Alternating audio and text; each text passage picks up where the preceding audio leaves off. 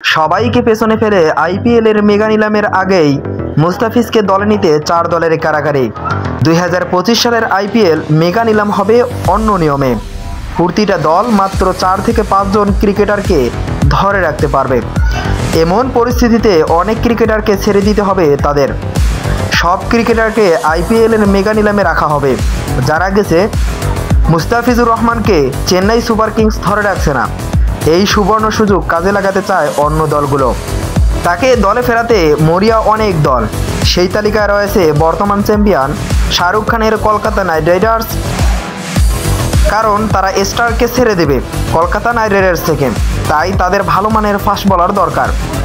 এছাড়াও Chennai super Kings নিলামে মুস্তাফিজকে তাদের দলে নেওয়ার জন্য যথাসাধ্য চেষ্টা করবে।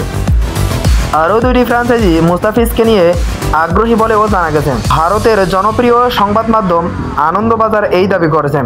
হায়দ্রাবাদ ও পাঞ্জাব কিংসও মুস্তাফিজকে নিয়ে আগ্রহী দেখাচ্ছে।